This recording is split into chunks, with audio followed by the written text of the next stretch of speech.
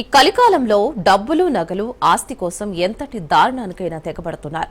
మానవ సంబంధాలన్నీ ఆర్థిక బంధాలే అన్నట్లుగా భావిస్తున్నారు. కొత్తగూడెం జిల్లా అశ్వరావుపేట మండలం నారావారిగూడెంలో దారుణం చోటు చేసుకుంది. తన ఆస్తి మొత్తం కోడలు కాజేసి ఇంటి నుంచి గెంటి వేసిందని ఓ వృద్ధురాలు ఇంటి ముందు కూర్చొని బోరున విలిపిస్తుంది. పోలీసులకు రెవెన్యూ అధికారులకు మొరపెట్టుకున్నా ఫలితం దక్కలేదని ఆవేదన చెందుతుంది. ప్రభుత్వం తన కష్టాన్ని గ్రహించి తనకు న్యాయం చేయాలని ఇంటి ముందు బైఠాయించి నిరసన చేపట్టింది.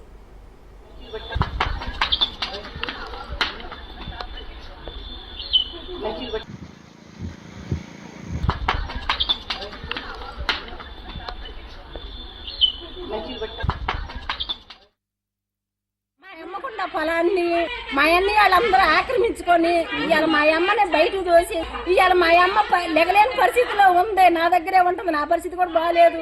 ఆమెను హాస్పిటల్ కన్నా దేనికన్నా మేము చూపెట్టలేవండి. పోలీస్ స్టేషన్కి వెళ్తే అక్కడ న్యాయం జరగలేదు. ఎంఆర్ఓ ఆఫీస్ మీరే లేచుకోండి అమ్మాలని వాళ్ళు కూడా చేతులు చేశారండి. ఎవరు కూడా న్యాయం చేయలేదు. మా అమ్మ మట్టుగా పరిస్థితి మట్టుకు బాగలేదు. మీడియా మిత్రుల మట్టుగా కొద్ది న్యాయం చేయండి. వాళ్ళు మట్టుకు ఇల్లు ఆక్రమించుకున్నారు, పొలం ఆక్రమించుకొని మా అమ్మకి ఏమీ పెట్టనంటున్నారు. అది ఇంత మాత్రం కొద్ది న్యాయం చేసి మా అమ్మని మట్టుకు కాపాడండి. మొత్తం 10 ఎకరాలు ఉందండి. మా అమ్మ మా అన్నయ్యలు 7 ఎకరాలు తీసుకున్నారు. మాకు 3 ఎకరాలు ఇచ్చారండి. 3 ఆడబిడ్డలు. మా అమ్మ కొంచెం 2 ఎకరాలు కూడా వాళ్ళే తీసుకున్నారండి. తీసుకొని వాళ్ళే సాగు చేసుకుంటున్నారు. మా అమ్మని అసలు అందులో ఎంటర్ అవనీయటం లేదు. ఇన్ని రోజు ఇంతకైతే మా నాన్న చచ్చిపోయితే అక్కడ ఉందండి. ఇప్పుడు మా నాన్న చచ్చిపోయిన కంటే బయటకు వచ్చేసింది. 3 సంవత్సరాలు బట్టి మా దగ్గరే ఉంటుందండి. ఆడపిల్లల దగ్గర 2 సంవత్సరాలు 3 సంవత్సరాలు అవుతుందండి. లాక్కొని హాయిగా సాగు చేసుకుంటున్నారు. ఎంఆర్ ఆఫీస్కి వెళ్ళి న్యాయం జరగలేదండి. పొలం ఓడగొట్టేస్తున్నారని మా అమ్మ నా దగ్గరే ఉంటుంది. 3 సంవత్సరాలు బట్టి అక్కడ సాగు చేసుకుంటున్నారు. సాగు చేసుకున్నాక కృష్ణా జిల్లా మచిలీపట్నం గిలకల దిండి షిప్పింగ్ హార్బర్ నిర్మాణ పనులను మంత్రులు అనిత, అలాగే బీసీ జనార్దన్ రెడ్డి, కొల్లు రవీంద్ర, వాసంరెడ్డి సుభాష్ పరిశీలించారు.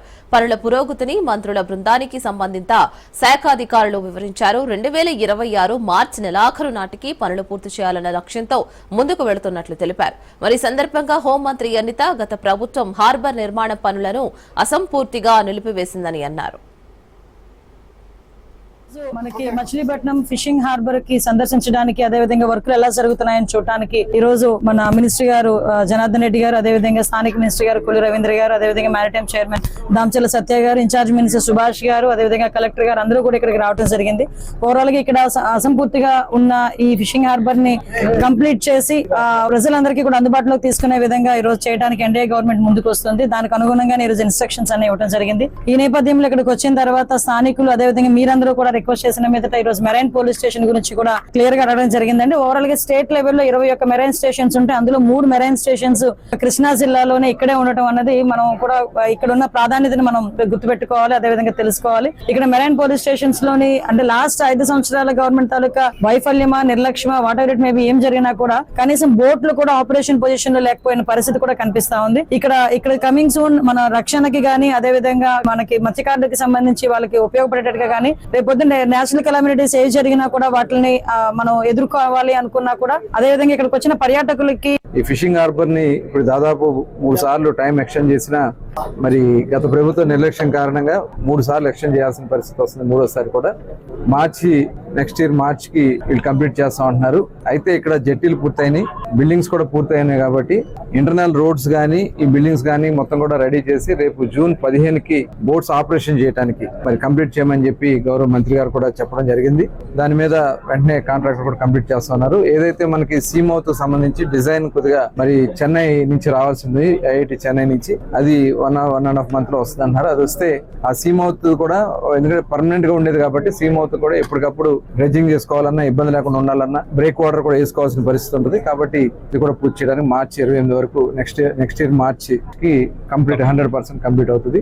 ఇక్కడే మరి గౌరవ మంత్రి గారు కూడా ఇప్పుడు చూడడం జరిగింది. చాలా బాగుంది ప్లేస్ అని చెప్పి, మడ ఫారెస్ట్ చాలా గ్రీనరీగా బాగుందని చెప్పి దానికోసమే మన పాత ఫిషింగ్ హార్బర్ ని రేపు ఒక టూరిజం కింద అక్కడ డెవలప్ చేయడానికి, అక్కడ కొన్ని రిసార్ట్స్ కూడా ఏర్పాటు చేయడానికి, ఈ బ్యాక్ వాటర్స్ లో బోటింగ్ కూడా.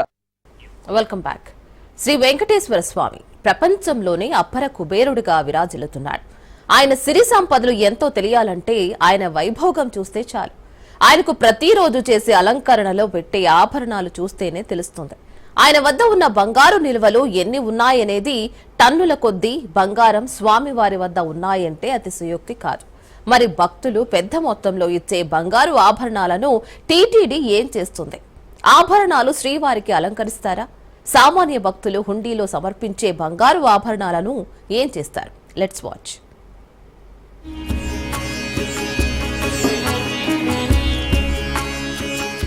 తిరుమల తిరుపతి దేవస్థానం నిత్యం భక్తుల రద్దీతో ఉంటుంది.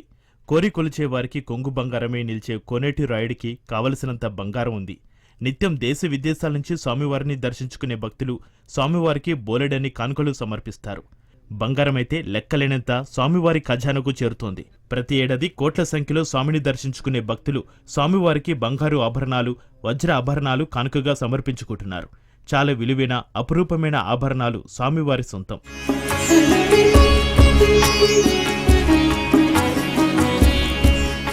దేశ విదేశాల నుంచి వచ్చే భక్తులు వివిధ కానుకలను హుండీలో సమర్పిస్తారు. చిల్లర నాణాలు, విదేశీ కరెన్సీ, స్వదేశీ కరెన్సీతో పాటుగా బంగారు, వెండి, ఇతర విలువైన వస్తువులను హుండీలో సమర్పణ చేస్తారు. ఇలా శ్రీవారి హుండీ ద్వారా ఏటా 800 నుంచి 1000 కేజీల వరకు బంగారు ఆభరణాలు లభిస్తూ వస్తున్నాయి. ఇలా వచ్చే బంగారంను బిస్కెట్స్గా మార్చి ప్రభుత్వ రంగ బ్యాంకులో డిపాజిట్ చేస్తూ వస్తుంది టీటీడీ.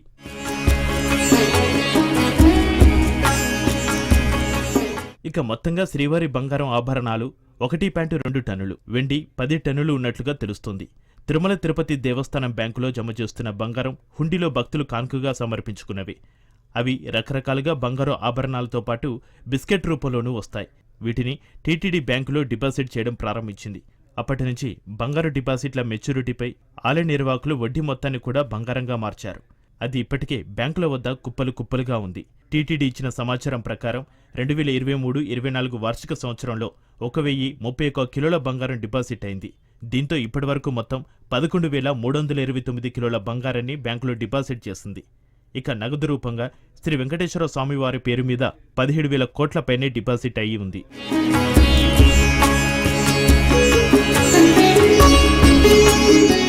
సాధారణంగా పెద్ద మొత్తంలో బంగారు ఆభరణాలు సమర్పించే భక్తులు ముందుగా టీటీడీని సంప్రదిస్తారు. స్వామివారికి ఉత్సవమూర్తులకు తాము సమర్పించే బంగారు ఆభరణాల తయారీకి కొలతలు, రూపం, పొందుపరచాల్సిన కెంపు, వజ్ర వైఢూర్యాల గురించి టీటీడీ సూచనలు చేస్తుంది. ఇలా ఇచ్చిన సూచనలకు అనుగుణంగా తయారు చేసిన బంగారు ఆభరణాలను శ్రీవారికి సమర్పిస్తారు. ఈ మధ్యకాలంలో మాజీ టీటీడీ చైర్మన్ డీకే ఆదికేశవులు నాయుడు మనవరాలు తేజస్వి అరుదైన బంగారు ఆభరణాన్ని విరాళంగా అందించారు. శ్రీవారి నామాల్లో ఎంతో విశేషంగా వైజయంతిమాలని గోవిందా అని పిలుస్తాం. అలాంటి వైజయంతిమాలను ప్రత్యేకంగా తయారు చేయించి స్వామివారికి సమర్పించారు. మొత్తం 4 వైజయంతి హారాలను తయారు చేయించారు. 4 హారాల విలువ దాదాపు 2 కోట్లకు పైగా ఉంటుందని తేజస్వి తెలిపారు.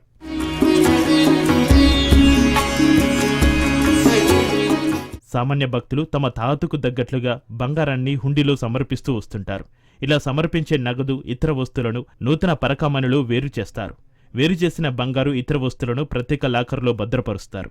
భద్రపరిచిన వాటిని నిర్ణీత సమయంలో తిరుపతిలోని ట్రెజరీ డిపార్ట్మెంటుకు తరలిస్తారు. నాణ్యత పరిశీలించి బంగారంను కరిగించి బిస్కెట్స్ రూపంలో మలిచి బ్యాంకులో డిపాజిట్ చేస్తూ వస్తున్నారు.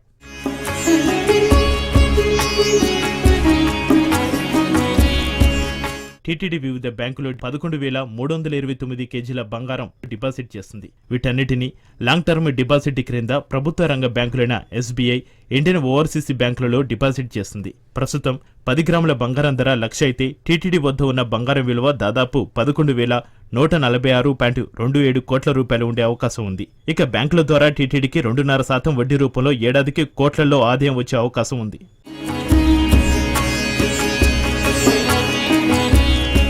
Welcome back. కనుమరుగవుతున్న గిరిజన సంస్కృతికి ఈ ట్రైబల్ మ్యూజియం నెలవు. చెప్పాలంటే ఆదివాసీల సంప్రదాయాలను భావితరాలకు అందించేందుకు ట్రైబల్ మ్యూజియంను ఏర్పాటు చేశారు. దీంతో కొత్త హంగులతో తీర్చిదిద్దిన మ్యూజియం పలువురిని ఆకట్టుకుంటుంది. ఇలాంటి మ్యూజియం ప్రస్తుతం ఎంతో అవసరం ఉంది. ఆదివాసీ సంప్రదాయాలు, సంస్కృతి తెలుసుకోవడానికి ప్రతి ఒక్కరికి ఈ మ్యూజియం దోహదపడుతుంది. గిరిజన సంస్కృతికి నిలయంగా ఉన్న ట్రైబల్ మ్యూజియంపై రాజ్ న్యూస్ స్పెషల్ స్టోరీ. భద్రాచలంలోని ఐటీటీ ఆవరణలో ట్రైబల్ మ్యూజియం ఏర్పాటు చేశారు. కోయ, కొండారెడ్డి, నాయకపోడు, బంజారా, దళిత జాతుల వారు ఉపయోగించే కొన్ని అరుదైన వస్తువులు, వారి ఆచార వ్యవహారాలను, జీవన విధానాలను ప్రతిబింబించే వస్తువులను ట్రైబల్ మ్యూజియంలో భద్రపరిచారు. మొట్టమొదటిసారిగా 1996లో ట్రైబల్ మ్యూజియం ఏర్పాటుకు అంకురార్పణ పడింది. భద్రాచలం పక్కనే ఉన్న ఉమ్మడి ఆంధ్రప్రదేశ్లోని ఎటపాకలో ట్రైబల్ మ్యూజియంని ఏర్పాటు చేశారు. అనంతరం 2004లో నటరాజన్ అనే అధికారి ఐటీడీఏ పీఓగా బాధ్యతలు చేపట్టిన తర్వాత ట్రైబల్ మ్యూజియంను భద్రాచలంలోని ఐటీడీఏ ప్రాంగణంలోకి మార్చారు. అప్పట్లోనే ట్రైబల్ మ్యూజియంను ఆధునీకరణ చేయాలని ప్రతిపాదనలు సిద్ధం చేశారు. కానీ కొన్ని అనివార్య కారణాల వల్ల అప్పట్లో అది సాధ్యపడలేదు. భద్రాచలం ఐటీటీఏ కార్యాలయ ప్రాంగణంలో ఉన్న ట్రైబల్ మ్యూజియం సజీవ సంస్కృతికి నిలయంగా మారింది. కొత్త హంగులతో రూపుదిద్దుకున్న మ్యూజియంను ఏప్రిల్ 8న గవర్నర్ జిష్ణుదేవ్ వర్మ ప్రారంభించారు. గిరిజనుల ఆనాటి ఆచార సాంప్రదాయాలు, జీవన విధానం, పండుగలు, ఉపయోగించిన పనిముట్లు అన్నీ సేకరించి ట్రైబల్ మ్యూజియంలో భద్రపరిచారు. గిరిజన సంస్కృతి, సాంప్రదాయాలు, ఆచారాలను ప్రదర్శించే గిరిజన మ్యూజియం సందర్శకులను ఆకర్షిస్తుంది. తరతరాలుగా వస్తున్న సంస్కృతి సాంప్రదాయాలను కళ్లకు కట్టినట్లు ఈ మ్యూజియంలో ఉన్న వస్తువులు చూపిస్తున్నాయి. ఇవి చూపలను ఎంతగానో ఆకట్టుకుంటున్నాయి. గిరిజనుల ఇల్లు, వాకిళ్లు, ఎడ్లబండ్లు, వేటకు ఉపయోగించిన వస్తువులు, ఇలా రకరకాలు ఆనాడు గిరిజనులు ఉపయోగించిన వస్తుశాలను ప్రదర్శనగా ఉంచడంతో ఇవి వీక్షకులను ఆలోచింపజేస్తున్నవి. గిరిజనుల వేషధారణ, అలవాట్లు, కట్టుబాట్లు, తరతరాల చిత్రకళ కూడా శోభాయమానంగా ఉన్నాయి. గిరిజనుల జీవన విధానాలను ప్రతిబింబించే విధంగా మ్యూజియంలో ఏర్పాటు చేసిన చిత్రకళ ప్రత్యేక ఆకర్షణగా నిలిచింది. మ్యూజియం ద్వారా భవిష్యత్ ఆదివాసీ కుటుంబాలకు గతంలో వారి పూర్వీకులు ఏ విధంగా ఉండేవారో తెలుసుకునే విధంగా రూపొందించారు. గతంలో ఆదివాసులు ఏ విధంగా జీవించేవారు అనే దాన్ని ఈనాటి తరానికి కళ్లకు కనపడేలా మ్యూజియం ఉందని చెప్పడానికి ఎటువంటి అతిశయోక్తి లేదు. మ్యూజియంలోని ప్రతి దృశ్యం గిరిజన తెగల గత వైభవాన్ని ప్రతిబింబిస్తూ సందర్శకులను విశేషంగా ఆకర్షిస్తుంది. ఐటీడీఏలో నూతన సంస్కరణలు తీసుకొచ్చి సఫలీకృతులైన ఐఏఎస్ రాహుల్ మరో నూతన వరవడికి శ్రీకారం చుట్టారు. గతంలో కొన్ని సౌకర్యాలతో పరిమితమైన ఈ మ్యూజియం ప్రస్తుతం అన్ని హంగులతో చూపలను ఆకట్టుకునేలా సిద్ధమైంది. గిరిజన సంస్కృతి, సాంప్రదాయాలు, ఆచారాలు, జీవన విధానం కళ్లకు కట్టినట్లు ఉట్టిపడేలా ఈ ట్రైబల్ మ్యూజియం కేరాఫ్ అయింది. ఈ ట్రైబల్ మ్యూజియంను ఐటీటీఏ పీఓ రాహుల్ ఆధునీకరించి ప్రస్తుతం అన్ని హంగులతో తీర్చిదిద్దారు. Life style room, ornament room, festival room, hunting room, ఇలా ప్రత్యేక రూములో గిరిజనులు వాడిన పరికరాలను ఏర్పాటు చేశారు. ట్రైబల్ మ్యూజియంకు వచ్చే యాత్రికుల కోసం మరిన్ని అద్భుతమైన ఏర్పాట్లు చేశారు. గిరిజనులు ఉపయోగిస్తున్నటువంటి మట్టి ఇల్లు, ట్రెడిషనల్ హౌస్లు ఏర్పాటు చేసి వాటిని అందంగా తీర్చిదిద్దారు. చిన్నపిల్లల కోసం ప్రత్యేకమైన బోటింగ్ ఏర్పాటు చేశారు. Beach volleyball, box cricket, badminton, archery ఇలా రకరకాల ఆటలు ఆడుకునేందుకు మైదానాన్ని ఏర్పాటు చేశారు. గిరిజనుల రుచికరమైన, బలవర్ధకమైన ఆహారాన్ని ఈ ట్రైబల్ మ్యూజియంలో యాత్రికుల కోసం సిద్ధంగా ఉంచుతున్నారు. ఈ తరహా ఫాస్ట్ ఫుడ్ యాత్రికులకు ఎంతగానో సౌకర్యంగా ఉండనుంది. ప్రత్యేక విద్యుత్ అలంకరణతో అడుగడుగు ఆచార వ్యవహారాలు ఉట్టిపడేలా గిరిజన సంస్కృతి సాంప్రదాయాలను కొనసాగిస్తూ ఆధునిక హంగులతో ట్రైబల్ మ్యూజియాన్ని సిద్ధపరిచారు. భద్రాచలం ప్రాంతానికి వచ్చే యాత్రికులతో పాటు భక్తులు కూడా ఈ ట్రైబల్ మ్యూజియాన్ని సందర్శించేలా ఏర్పాటు చేశారు. ప్రపంచం నలుమూలల నుంచి వచ్చే టూరిస్టులకు ఇక్కడి ఆదివాసుల సంస్కృతి, సాంప్రదాయాలు, ఆచార వ్యవహారాలను పరిచయం చేసే లక్ష్యంతో ఐటీడీఏ పీఓబీ రాహుల్ ఆధ్వర్యంలో రూపుదిద్దుకున్న ట్రైబల్ మ్యూజియం ఆకట్టుకుంటుంది. ఆదివాసులు వాడే దుస్తులు, గిన్నెలు, వ్యవసాయ, వృత్తి పనిముట్లు, ఇతరత్ర వస్తువులు, కళాకృతులు, వారి కొలుపులు, దేవతల విగ్రహాలు, ఆహారపు అలవాట్లు, కట్టుబాట్లకు సంబంధించిన విశేషాలను మ్యూజియంలో పొందుపరిచారు.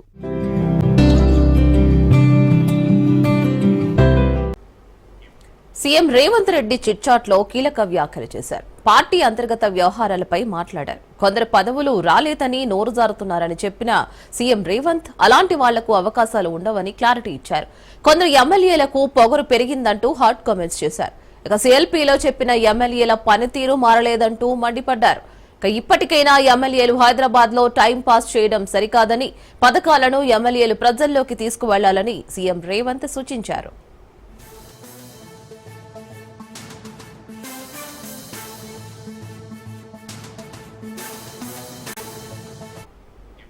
ఇక అద్దంకి దయాకర్ కు ఎమ్మెల్సీ ఇస్తానని చెప్పాను, ఇప్పించానని కూడా వెల్లడించారు సీఎం రేవంత్. పార్టీలో ఓపికగా ఉంటే పదవులు వస్తాయని తేల్చి చెప్పారు. ఇంకా తాను 20 ఏళ్లు రాజకీయాల్లో ఉంటానని అన్నారు. అయితే తనకు అరెస్టులు చేయమని డిమాండ్లు వచ్చాయని, అయినా ఎవరిని అరెస్టు చేయలేదని అన్నారు ముఖ్యమంత్రి రేవంత్. చేసిన పనులు చెప్పుకోవడంలో వెనుకపడ్డామని అన్నారు. ఇక అధికార యంత్రాంగాన్ని స్ట్రీమ్ లైన్ చేశామన్న రేవంత్ ఆప్షన్ లేక కొంతమంది అధికారులను కొనసాగిస్తున్నట్లు తెలిపారు.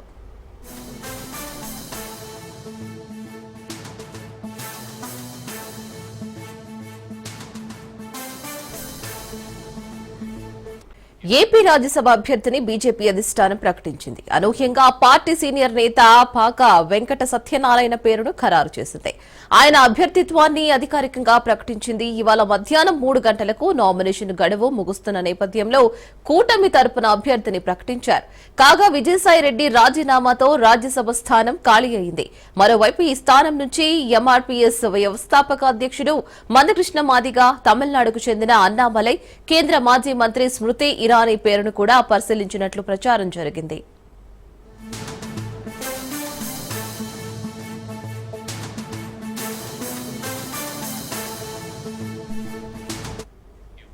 ఏపీ రాజ్యసభ అభ్యర్థిని బీజేపీ అధిష్టానం ప్రకటించింది.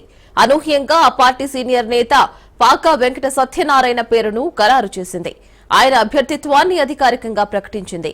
ఇవాళ మధ్యాహ్నం 3 గంటలకు నామినేషన్ గడువు ముగుస్తున్న నేపథ్యంలో కూటమి తరపున అభ్యర్థిని ప్రకటించారు. కాగా విజయసాయిరెడ్డి రాజీనామాతో రాజ్యసభ స్థానం ఖాళీ అయింది. మరోవైపు ఈ స్థానం నుంచి ఎంఆర్పీఎస్ వ్యవస్థాపక అధ్యక్షుడు మందకృష్ణ మాదిగ, తమిళనాడుకు చెందిన అన్నామలై, కేంద్ర మాజీ మంత్రి స్మృతి ఇరానీ పేరును కూడా పరిశీలించినట్లు ప్రచారం జరిగింది.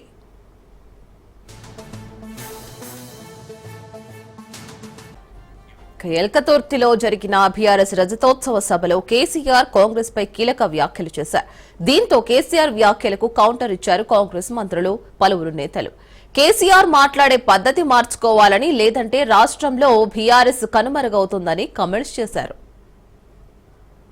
ఈ కాంగ్రెస్ నయవంచక ప్రభుత్వం సంక్షేమంలో ఫెయిల్, మంచినీళ్లలో ఫెయిల్, పొలాలకు నీళ్లు ఇవ్వడంలో, సాగునీళ్లలో ఫెయిల్, కరెంటు సరఫరాలో ఫెయిల్, రైతు బంధులో ఫెయిల్, విత్తనాలు ఎరువులు సరఫరాలో ఫెయిలేనా? ధాన్యం కొనుగోళ్లలో ఫెయిల్, పల్లెలు పట్టణాల అభివృద్ధిలో ఫెయిల్, భూముల ధరలు పెంచడంలో ఫెయిల్. మరి దేంట్లో పాస్ అయిండు? ఎటుపడితే అటు ఒర్రుడు, దేవుళ్ళ మీద ఒట్లు పెట్టుడు, అబద్ధ వాగ్దానాలు చేసుడు, 20-30% కమిషన్లు తీసుకున్నాడు, సంచులు నింపుడు, సంచులు మోసుడు, అన్ని ఫెయిల్ అయిందా ఈ ప్రభుత్వం? ఫెయిలేనా? నిన్న టిఆర్ఎస్ వాళ్ళు ఎక్కడో వరంగల్ హనంకొండ దగ్గర మరి పెద్ద సభ పెట్టుకుని ఏదేదో మాట్లాడారు. వాళ్ళ ఏడుపేందో అర్థం కాలే. 10 ఏళ్ల పాటు 120 నెలలు పూర్తి ఒక కుటుంబ పాలనతో అధికారం చెలాయించి రాష్ట్రాన్ని సర్వనాశనం చేసి, అప్పురపాలు చేసి, రాష్ట్రాన్ని దివాలా తీయించి, ప్రజలు తీర్పిచ్చి మిమ్మల్ని ఇంటికి పంపిస్తే వాళ్ళు ఏదో మీటింగ్ పెట్టి మా మీద ఏడుస్తున్నారు. ఇంకా కేసీఆర్ మాట్లాడుతున్నాడు, ఏం మాట్లాడుతుండో ఆయనకు అర్థమైతలేదు. తెలంగాణకు కాంగ్రెస్ పార్టీ విలన్ అంట. ఏమన్నా కేసీఆర్ అర్థం ఉండి మాట్లాడుతున్నావా? కేసీఆర్ గారు నీ ఇలా ఏ ముఖం పెట్టుకొని, నీది నోరియా డ్రైనేజ్ మోరీ నా కేసీఆర్? కాంగ్రెస్ విలన్ అంటావా? తెలంగాణ ఇచ్చిన కాంగ్రెస్ పార్టీని తిడతావా? నువ్వు ఏమన్నా అన్నం తింటోనికి సోయి ఉండాలి. తెలంగాణ ఇచ్చినావు, 10 ఏళ్లలో 10 లక్షల కోట్లు సంపాదించుకున్నావు. సగం మంది జైళ్లలో ఉన్నారు, సగం మంది అమెరికాలో ఉన్నారు. ఎవడెక్కడ దాచుకున్నాడో తెలియడు. వీళ్ళందరినీ పట్టుకోవాలంటే ఇంకా 4 ఏళ్ళు పడుతుంది. మాకు మొత్తం దోసుక తిన్నారు.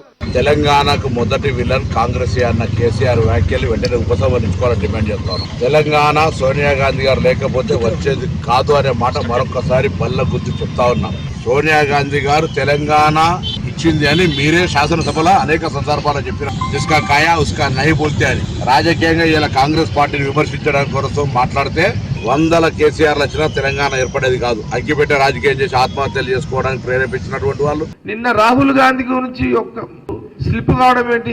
కాంగ్రెస్ పార్టీ మా నాయకుడు రాహుల్ గాంధీ గారు, నీ పార్టీకి నువ్వెట్లా ప్రచారం చేస్తావో మా పార్టీకి రాహుల్ గాంధీ గారు వచ్చి ప్రచారం చేశారు మొన్న అసెంబ్లీ ఎన్నికల్లో. నీ పార్టీ ఎమ్మెల్యేలు ఎట్లా గెలిపించుకోవాలో నువ్వెట్లయితే ప్రచారం చేసావు అట్లనే జాతీయ మా నాయకుడు రాహుల్ గాంధీ గారు మా కోసం వచ్చిండు, ప్రచారం చేసిండు. తెలంగాణ ప్రజలు నమ్మిర్రు, అవకాశం ఇచ్చిర్రు. ఇచ్చిన మాట ప్రకారం సీఎం రేవంత్ రెడ్డి గారిని రాహుల్ గాంధీ గారు సీఎం చేసిర్రు. డబ్బులు లేకపోయినా రాష్ట్ర ఖజానా మీరు పుల్లగొట్టినా ఆ ఖజానాన్ని సవరించుకుంటూ పరిపాలన కొనసాగిస్తుండు. మీరు రాహుల్ గాంధీ గారి గురించి అనుచిత వ్యాఖ్యలు, తొందరపడి మాట్లాడే బేషరతుకి క్షమాపణ చెప్పాలని కాంగ్రెస్ పార్టీ కేసీఆర్ గారిని మీడియా ద్వారా కోరుతున్నది. ప్రజల చేత తిరస్కరించబడి ఫామ్ హౌస్ లో కూర్చోబెట్టబడి ప్రభుత్వ జీతం పొందుతూ ఒక రోజు కూడా ప్రజల గురించి ఆలోచించని మాజీ ముఖ్యమంత్రి కేసీఆర్ గారు మాట్లాడిన తీరుని నేను మీ ద్వారా కేసీఆర్ గారికి, బీఆర్ఎస్ పార్టీకి ఛాలెంజ్ విసురుతా ఉన్నాను. సమయం మీదే, వేదిక మీదే. మీరు ఎప్పుడంటే అప్పుడు చర్చకు సిద్ధం. మీరు 10 సంవత్సరాలుగా తెలంగాణ రాష్ట్రానికి ముఖ్యమంత్రిగా చేసిందేమిటి, మేము 15 మాసాలుగా మా ముఖ్యమంత్రి రేవంత్ రెడ్డి గారు తెలంగాణకు చేసిందేమిటో చర్చించుకుందాం. వేదిక మీరే నిర్ణయించండి. ఫామ్ హౌస్కి వెళ్ళి బయటకు వచ్చి ఎప్పుడు అంటే అప్పుడు వేదిక మేము వస్తాం, మీరు రండి. దేశంలోని పలు రంగాల్లో విశేష సేవలను అందించిన ప్రముఖులకు కేంద్రం పద్మ అవార్డులను అందజేసింది. ఢిల్లీలోని రాష్ట్రపతి భవన్లో ఏర్పాటు చేసిన ప్రత్యేక కార్యక్రమంలో రాష్ట్రపతి ద్రౌపది ముర్ము ఈ అవార్డులను అందజేసి గ్రహీతలను గౌరవించారు. తెలుగు రాష్ట్రాల నుంచి వైద్య విభాగంలో పద్మ విభూషణ్ పురస్కారానికి ఎంపికైన డాక్టర్ దువ్వూరు నాగేశ్వర్ రెడ్డి, కళారంగంలో పద్మభూషణ్ కు ఎంపికైన సినీ నటుడు బాలకృష్ణ, పద్మశ్రీకి ఎంపికైన మాడుగుల నాగఫణి శర్మ రాష్ట్రపతి చేతుల మీదుగా ఈ విశిష్ట పౌర పురస్కారాలను అందుకున్నారు. అలాగే సినీ నటుడు అజిత్, క్రికెటర్ రవిచంద్రన్ అశ్విన్ తదితరులు పద్మ అవార్డులను అందుకున్నారు. पद्मभूषण श्री नंदमूरी बालकृष्ण, कला फिल्म अभिनय।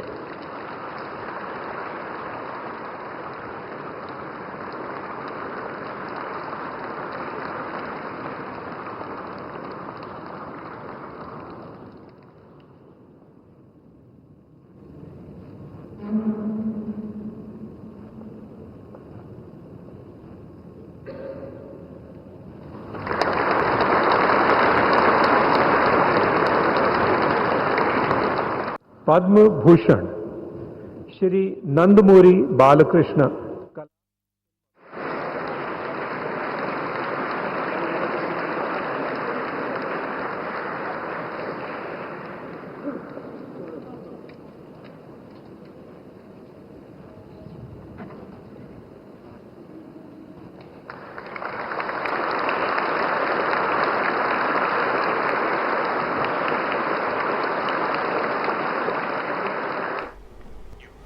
పహల్గామ్ ఉగ్రదాడితో భారత్ పాక్ దేశాల మధ్య యుద్ధ వాతావరణం నెలకొంది.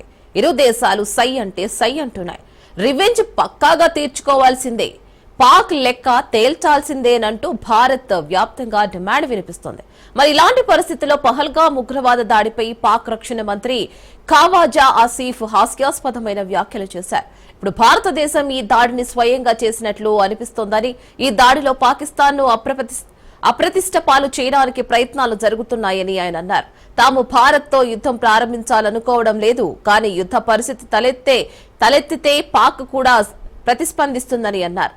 భారతదేశం నీటిని ఆయుధంగా ఉపయోగిస్తుందని రక్షణ మంత్రి ఖవాజా ఆసిఫ్ అన్నారు. పాకిస్తాన్ అత్యంత అప్రమత్తంగా ఉందని, ఉనికికి ప్రత్యక్ష ముప్పు ఉంటేనే అణ్వాయుధాలను ఉపయోగిస్తుందని ఆసిఫ్ అన్నారు. పహల్గామ్ ఉగ్రవాద దాడి తర్వాత భారతదేశం తనపై దాడి చేస్తుందని పాకిస్తాన్ భయపడుతోంది. అయితే భారతదేశాన్ని కూడా హెచ్చరిస్తూ మేకపోతు గాంభీర్యాన్ని ప్రదర్శిస్తోంది.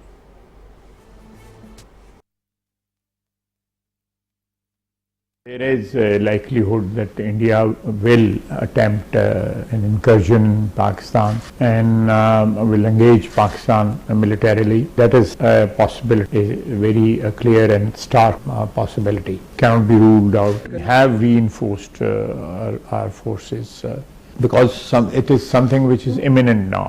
So in that situation, some strategic decisions have to be taken. Absolutely ready, at high alert. If there is a violation of our airspace or there is violation on the ground, if we are engaged in any way in seas, we are prepared to respond, and inshallah we'll give a befitting response to India. I would still believe and very firmly believe that nuke will not be an option because it will destroy both countries. There is like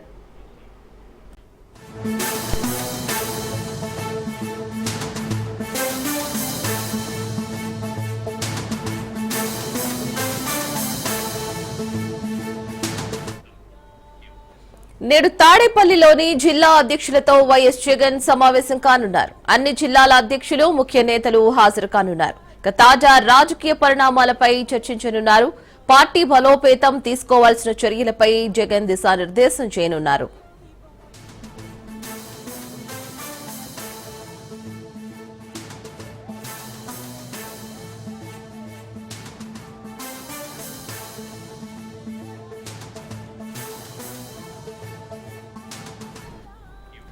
నేడు తాడేపల్లిలోని జిల్లా అధ్యక్షులతో YS Jagan సమావేశం కానున్నారు. అన్ని జిల్లాల అధ్యక్షులు, ముఖ్య నేతలు హాజరు కానున్నారు.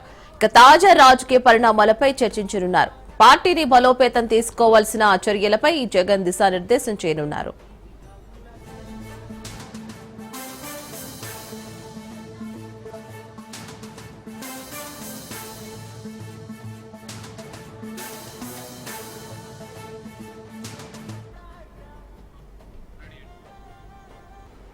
కేసీఆర్ పై బీజేపీ ఎల్పీ నేత మహేశ్వర్ రెడ్డి మండిపడ్డారు. కేసీఆర్ సభ అట్టర్ ఫ్లాప్ అయిందని అన్నారు. తెలంగాణ ప్రజలు కేసీఆర్ మాటలు నమ్మే పరిస్థితుల్లో లేరని అన్నారు. అధికారం కోల్పోయిన తర్వాత కేసీఆర్ కు మావోయిస్టులు గుర్తుకు వచ్చారా అని కూడా ప్రశ్నించారు. ఓటు బ్యాంకు కోసం కేసీఆర్ కు మావోయిస్టులు గుర్తుకొచ్చారని ఆయన విమర్శించారు. ఎల్కతుర్తిలో జరిగిన బీఆర్ఎస్ రజోత్సవ సభలో కొండంత రాగం తీసి దిక్కుమాలిన పాట పాడినట్టున్నారు. వాస్తవానికి కేసీఆర్ వల్లనే తెలంగాణ తెరలేంది. విధ్వంసమైన సంగతి అందరికీ తెలుసు. తెలంగాణలో విధ్వంసానికి మొదటి ముద్దాయి కేసీఆర్ కాదని అడుగుతున్నాం. ఈ రోజు ఈ రాష్ట్రంలో ఇన్ని లక్షల కోట్ల అప్పుకు కారణం ఎవరు? ఈ రాష్ట్రంలో పనికిమాల ప్రాజెక్టులు కట్టి లక్షల కోట్లు బాకీ చేసింది ఎవరు? ఈ రాష్ట్రం అధోగతి పాలు కావడానికి కారణం ఎవరో కేసీఆర్ కి తెలియదని అడుగుతున్నా. ఎల్కతుర్తి 10 లక్షల మందితో నేను సభ పెడతాని ప్రగల్భాలు పలికి 150 కోట్లు ఖర్చు పెట్టి కనీసం 1,00,000 మందిని కూడా జమ చేయాలనే దుస్థితిలో ఈ రోజు టీఆర్ఎస్ సభ విఫలమైన సంగతి ప్రజలందరూ గమనించారు. ఈ రోజు ఎన్ని రకాలుగా ఫీట్లు చేసినా, ఎన్ని రకాలుగా మాయ చేసే ప్రయత్నం చేసినా ఈ రోజు తెలంగాణ ప్రజలు కేసీఆర్ గారిని నమ్మే పరిస్థితులు లేరు. ఇది నా తేట తెల్లమైంది. మావోయిస్టులు చర్చలకు పిలవాలని అంటున్నారు. కేసీఆర్ గారు మీ ప్రభుత్వంలో ఎన్ని ఎన్కౌంటర్ చేశారో మీకు తెలియదా? 10 సంవత్సరాల పాటు మీరు ఎందుకు మరి చర్చలకు పిలవలేదని ప్రశ్నిస్తున్నా. 10 సంవత్సరాల పాటు మీరు చర్చకు పిలవకుండా 10 సంవత్సరాల పాటు మీరు ఎన్కౌంటర్ చేసి ఈ రోజు మీరు ఈ రకంగా అధికారం పోయిన తర్వాత మావోయిస్టులు గుర్తుకొచ్చారని అడుగుతున్నా. ఈ రోజు కేవలం ఓటు బ్యాంక్ కోసమో, కేవలం ఈ రోజు అధికారం కోల్పోయిన మధ్యస్థితి లేక మాట్లాడుతున్నారో మరి ప్రజలు అర్థం చేసుకోగలుగుతారు. ఈ రకంగా మీరు పట్టగాల్సి మీదేయడం సరైనటువంటి పద్ధతి కాదు. ప్రజాస్వామ్య పద్ధతిలో రావాలని చెప్పేసి జనజీవనంలో వాళ్ళు కలవాలని చెప్పేసి మీరు మాట్లాడాలి తప్ప ఈ రకంగా మీరు ఎన్నికేసుకొని వచ్చి ప్రయత్నం చేయడం ఇది ఎవరు కూడా మరి సహించరు, మేధావులు కూడా సహించరని చెప్పి నేను, ప్రజాస్వామ్య వాదులు కూడా సహించరని చెప్పి నేను తెలియజేస్తా ఉన్నాను. కాళేశ్వరం 1,00,000 కోట్ల రూపాయలు ఖర్చు పెట్టి కట్టిన కాళేశ్వరం ద్వారా కేవలం 1 ఎకరానికి కూడా నీరు ఇవ్వలేనటువంటి దుస్థితి. అది ఎత్తిపోదల పథకం కాదు, తిప్పిపోదల పథకం అని చెప్పేసి ఎంతో మంది మేధావులు చెప్పినా దాని మీద మీరు ఇప్పటి వరకు నోరిప్పరు. దాని మీద నిన్న ఎన్డీఎస్ఏ ఇచ్చినటువంటి రిపోర్ట్ కూడా ఒకసారి స్పష్టంగా చూస్తే దాంట్లో జరిగినటువంటి అవినీతి, అక్రమాలు, డిజైన్ లోపాలు, నాణ్యత లేనటువంటి కట్టడాలు చూస్తా ఉంటే ఎంతటి విధ్వంసం చేశారో దాన్ని బట్టి స్పష్టమైతా ఉన్నది. బీఆర్ఎస్ ఖచ్చితంగా మళ్ళీ ప్రజలు ఎట్టి పరిస్థితుల్లో మిమ్మల్ని దీవించరు, ఎట్టి పరిస్థితులు ప్రజలు అసహించుకుంటున్న సంగతి మరొక్కసారి తెలియజేస్తారు.